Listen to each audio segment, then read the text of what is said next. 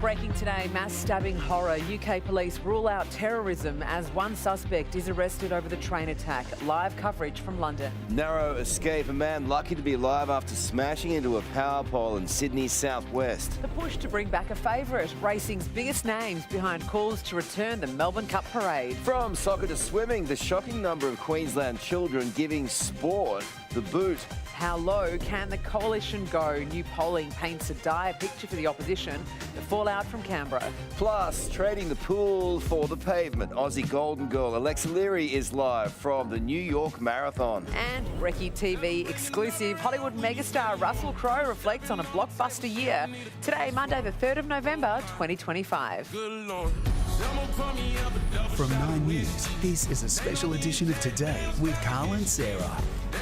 Good morning and welcome to the program on a beautiful Melbourne morning ahead of the Melbourne Cup tomorrow. It's stunning, okay? It's getting better, Says. It's getting better. Welcome, everyone. Coming up, more on that horror train stabbing in the UK. Police right now questioning one suspect. Plus, unrecognisable, the brand new images of Sean Diddy Combs behind bars. And see the moment, a Gold Coast bride is upstaged by a very special guest. But first, to that breaking news this Monday, 32-year-old man is now being treated as the only suspect in the mass train stabbing on a UK train. Europe correspondent Mimi Becker joins us live from King's Cross Station there. Mimi, dramatic New Vision shows the moment police arrested the suspect.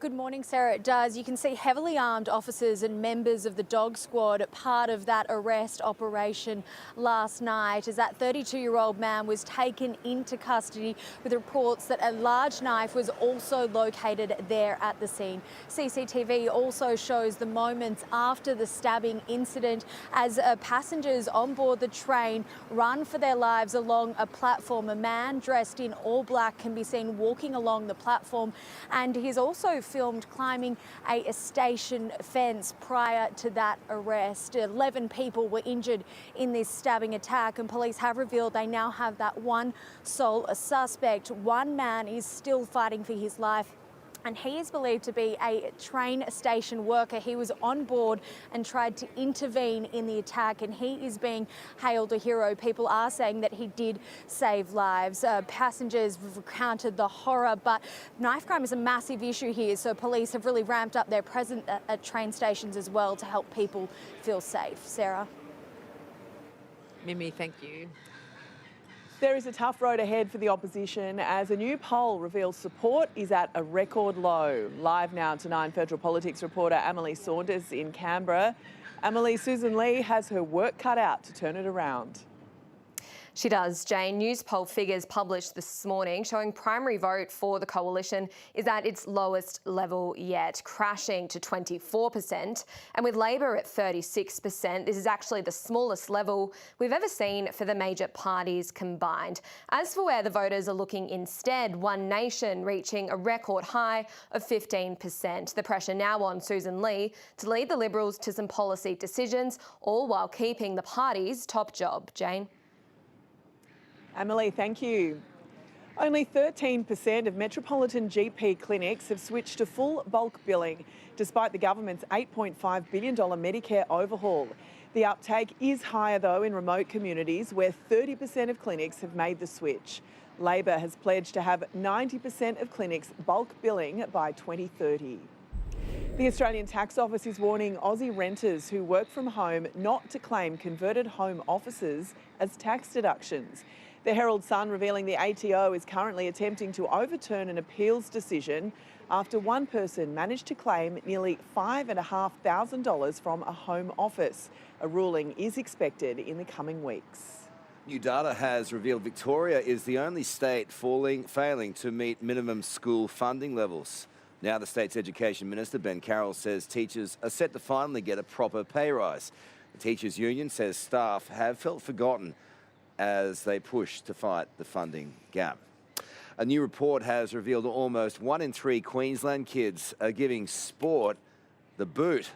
Let's go live to Today Queensland reporter Andrea Crothers in Brisbane. Andrea, good morning to you. Why are they all dropping out? Well, Carl, cost is one of the biggest reasons families simply can't afford it anymore because the cost of uniforms, club fees, equipment, it is all going up. Now there are fears this morning they're saying that if kids get fewer opportunities, there's fewer chances of developing elite athletes, which means we can have a smaller talent pool come events such as Brisbane 2032. So there are calls today to increase community and school funding in those areas to give more kids a crack. Carl. Andrea, thank you. Brand new images of Sean Diddy Combs behind bars have been released showing the music mogul interacting with other inmates. Let's go live now to 9 US correspondent Reid Butler, who joins us from Los Angeles. Reid, interesting, these images.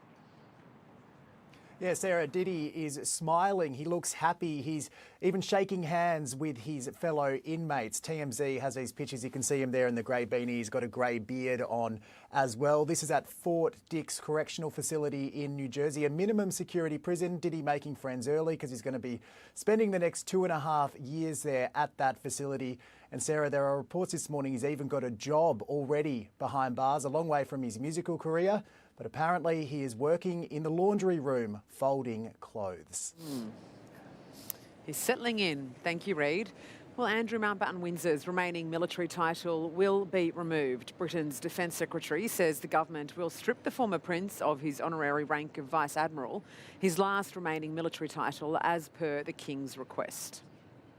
To breaking news now on the Louvre heist in Paris. The city's prosecutor has revealed 2 of the suspects had previous convictions in a theft case together from 10 years ago. 3 alleged members of what French media are calling the Commando Team of 4 are now in custody following the heist on October 19. Racing officials have left the door ajar for the return of the Melbourne Cup parade in the city 3 years after it was scrapped. Live to Today Melbourne reporter Christine Ahern. Christine, a racing icon is leading the charge. Well, Jane, none other than the Queen of Racing herself, Gay Waterhouse. She is calling for the Melbourne Cup parade to return to the city streets to give it the proper treatment it deserves. And the VRC boss, Kylie Rogers, well, she's leaving the door open just a bit, saying never say never. The Melbourne Cup parade was a big deal in Melbourne up until 3 years ago. Thousands lining the city streets to catch a glimpse of the competing jockeys and trainers as they made their way up Swanston Street. It was scrapped in COVID, made a brief comeback in 2022 before being binned again. Jane. Christine, thank you. Well, there's been an unexpected wedding guest at a ceremony on the Gold Coast. Don't we love a wedding here on the Today Show? We do. The couple, Mark and Maxine, were sharing their vows in the Currumbin Valley when all of a sudden a Kookaburra landed on the bride's head. Even if I died tomorrow. What is it? It's a Kookaburra. Even if I died. How's her reaction? The Instagram caption theorising it may have been a heavenly blessing from Maxine's late father and Mark's late mother, saying kookaburras symbolise laughter, healing and family connection. That is a beautiful tradition indeed. They are good for a laugh. That's for sure. Well, let's take a look at the weather right across the country for you now. And a cold front is sweeping across South Australia and into Victoria, bringing widespread rain for eastern states of the nation. Thanks, Says. Possible storms are expected for central parts of Queensland and the Northern Territory.